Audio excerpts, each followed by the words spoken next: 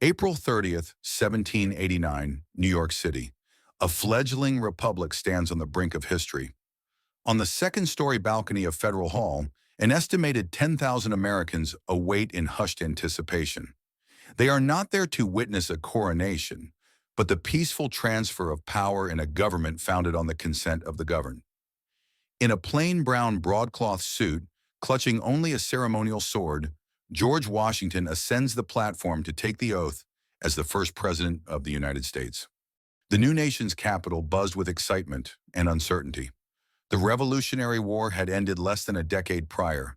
The Articles of Confederation had proven insufficient to bind 13 states into a cohesive union. In response, the Constitutional Convention of 1787 produced the United States Constitution, ratified in 1788, creating the framework for a stronger federal government. Yet the success of this experiment remained untested. At precisely noon, Washington emerged onto the balcony. His choice of attire, a simple brown suit and plain white cravat, stood in stark contrast to the elaborate court dress of European monarchs. Historians argue this was a deliberate statement. Authority in the United States would spring from civic virtue and popular consent, not hereditary privilege. Standing 6 feet 3 inches tall, Washington cut an imposing figure. Yet observers noted a certain unease. Accustomed to the clarity of battlefield commands, he grappled with the ceremonial gravity of his new office. Standing alongside Vice President John Adams and before Chancellor Robert R. Livingston, Washington raised his right hand and placed his left upon a Bible. The oath, prescribed by Article 2, Section 1 of the Constitution, bound him to faithfully execute the office of President and to preserve, protect, and defend the Constitution of the United States. After a brief moment of reflection, during which Washington is said to have kissed the family Bible, he entered the Senate chamber for his inaugural address. Delivered without notes, the speech was concise yet profoundly purposeful. Washington praised the Constitution as the guarantee of national security, signaled support for a future Bill of Rights, and pledged frugality, accepting only necessary expenditures for the dignity and efficiency of his office. No sooner had the address concluded than Washington led a procession down Broadway to St. Paul's Chapel.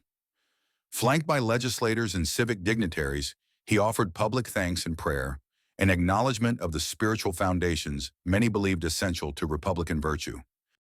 This union of church and civic ceremony, while delicate, laid the groundwork for subsequent inaugurations that would feature benedictions and invocations, a tradition that balances secular governance with public expressions of faith. From that day forward, several inaugural rituals were born.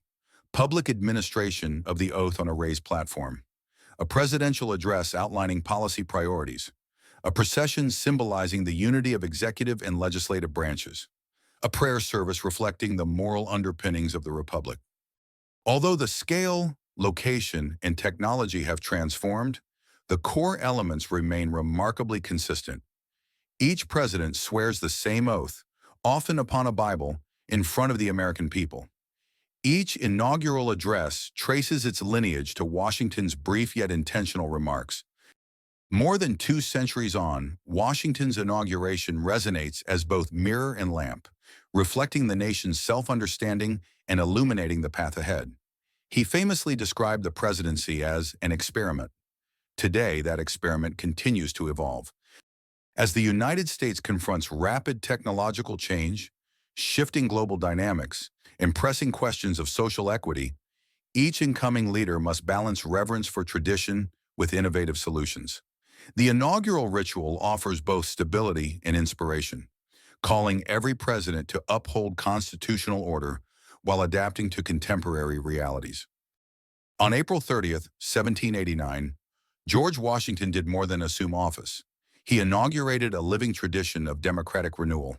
His plain brown coat, his solemn oath, and his commitment to the common good wove the fabric of American political culture. 2 centuries later, when a new president raises their hand to the same words, they affirm that enduring promise of self-government under law. Thank you for watching. For more on American history and its enduring legacy, subscribe and ring the bell.